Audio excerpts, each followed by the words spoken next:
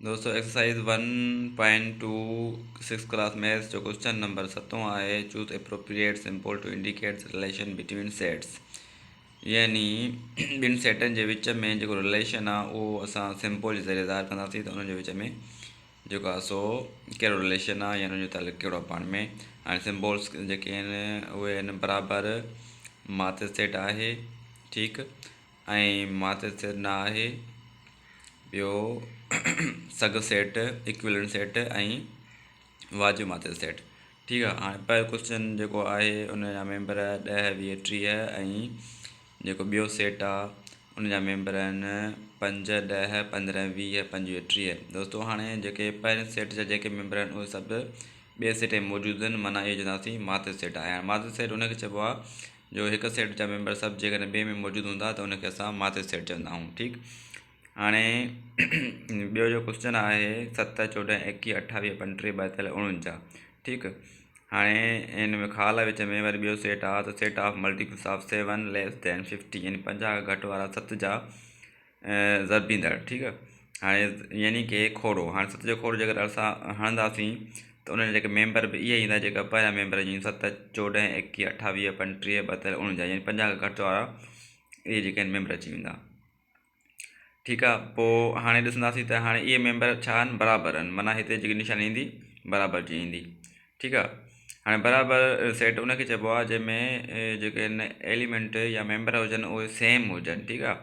जॾहिं सेम हूंदा ऐं त उनखे असां छा चवंदासीं, बराबरि बि हुजनि, नंबर ऑफ तइदाद बि उनजो साॻियो हुजे ऐं उहो जेके अदद हूंदा आहिनि या मेंबर हूंदा आहिनि उहे बि सेम हूंदा आहिनि। ठीकु आहे। त उहो उनखे त बराबरि सेट चवंदा आहियूं। ठीकु आहे। त हिते निशानी कहिड़ी ईंदी, बराबरि जी।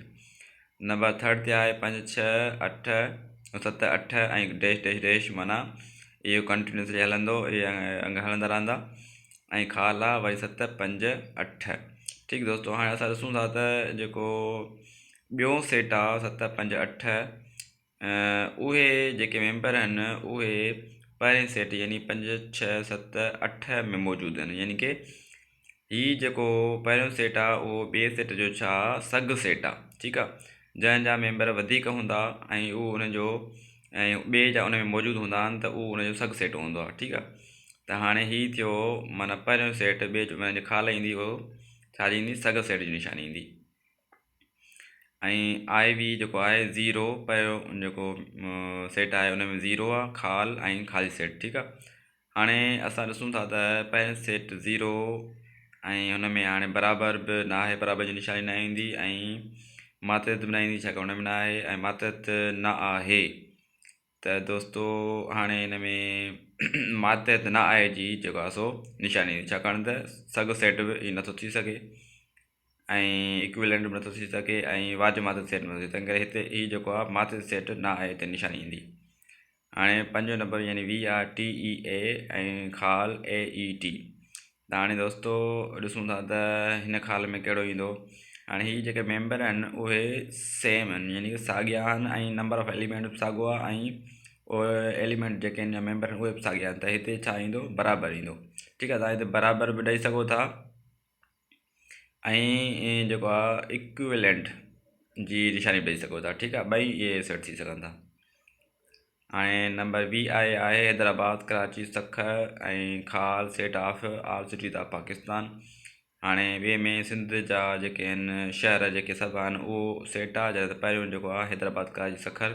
दोस्तों हाणे हैदराबाद, कराची, सखर जा जेके बि मेंबर आहिनि उहे सभु ॿिए सेट में मौजूदु आहिनि, मतिलबु चवंदासीं त पहिरियों सेट जेको आहे ॿिए सेट जो मातहत आहे, माना हिन में निशानी छा ईंदी, मातहत सेट जी।